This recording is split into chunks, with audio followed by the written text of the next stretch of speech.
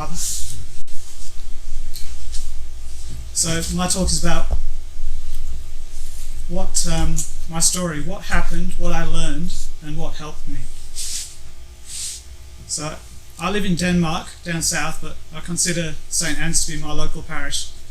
The reason will become clear. I was brought up Catholic, but my family stopped attending church when I was about 15. I had gender confusion from an early age. Another point here is that I tend to talk about the bigger picture, and it's intricately linked with my story, so it's very much a part of my story. So I kept these gender confused feelings to myself. I never told anybody. The feelings continued. They just came and went, and it had an almost addictive quality to it. And as I grew into adulthood, they were still there. In my 30s, I read a book, the definition of a transsexual, and thought that this must be me. I saw a psychologist, and I said that I didn't want to go against nature. And she said, what about going against your own nature? And that made sense to me at the time. I told my mum of my plan to transition, and she blamed herself. Oh no, Jem, it must have been those anti-miscarriage pills that I took when I was pregnant with you. But I didn't know anything about that at the time, so I dismissed it. I went through transition and lived for 20 years as a woman. And then later, after going through quite severe depression, I started questioning everything that I thought to be true. Science, politics, the media, education. I found the world was steeped in deception and corrupted. Just one example, Antonio Gramsci, the Italian communist, 1891 to 1937, said socialism is precisely the religion that must overwhelm Christianity. In the new order, socialism will triumph by first capturing the culture, by infiltration of schools, universities, churches, and the media, by transforming the consciousness of society. So what I was learning when I was looking at everything was that transformation had been successful. I was diagnosed with autism spectrum disorder, and my life started to make sense for the first time. I found a large percentage of transitioners were autistic. Gender ideologists have nothing to say about this. In fact, the cause isn't looked for. Ignoring valid explanations for gender distress, including trauma, family situations, peer group factors, assuming that we are born that way. Eventually, I turned my attention to transgender medicine and found that it was ideologically based. In fact, there was lobby groups that was impacting professional bodies, medical bodies, to push for affirming treatment. I started detransitioning. In the process, I found out about the drug my mum had mentioned, the anti-miscarriage drug. It's called DES. I realised I had been the product of chemical manipulation because it is a potent estrogen. And 20% of DES sons are noted to have gender identity issues. Synthetic estrogens were first experimented with in the 1930s, altering male rats into behaving like female rats. And DES was given to millions of women between the 1940s and 1970s. It was found to cause more miscarriages than it prevented, but continued to be used for another generation. It was only stopped when positively identified as the cause of rare cancer cluster in DES daughters. The effects were known. It could only have been a deliberate program on some level of mass feminization of males for decades.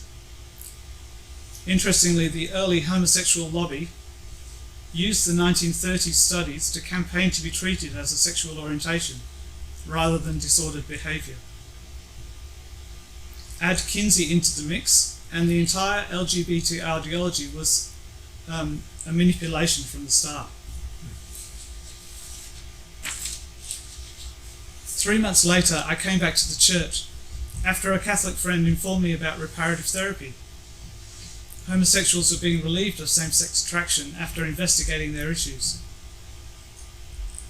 This undermined the Born That Way myth, just like detransitioners do for transgenders. I realised the church wasn't hateful and bigoted as I'd been led to believe. Once in the church, I found the same agendas playing out in the world had infiltrated the church. The synthesis of all heresies, modernism.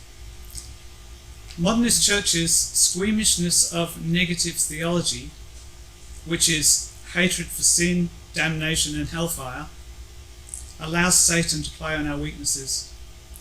I found that traditional Catholicism the only thing that helped me. Satan knows my weaknesses and heavily and relentlessly attacks me with temptation. Only the rigid Catholic dogma helped to develop a hatred for sin and have recourse to Jesus instead of the world, where sin is constantly affirmed. Where else would you get affirmed in your sin? Instead, we need a suspicion of the world. If it's not Catholic doctrine, we should have a healthy skepticism. Satan rules the world. How? Through weak, corrupt souls. Where? Every corner of the world. Because we are weak and corruptible. To follow other ideologies other than our faith, at the least, is not needed and can lead us astray into sin. What ideologies am I talking about? LGBT, gender ideology, feminism, scientism, such as evolution, critical theory.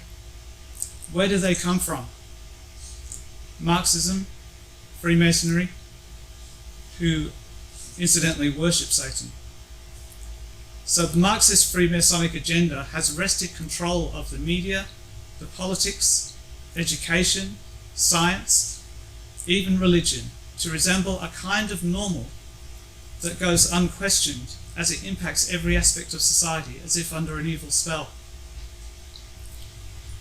And so it's no surprise that the Freemasons see the Catholic Church as its greatest enemy. As the Catechism of the Council of Trent says on page 390, none are friends of God except those who are enemies of the world.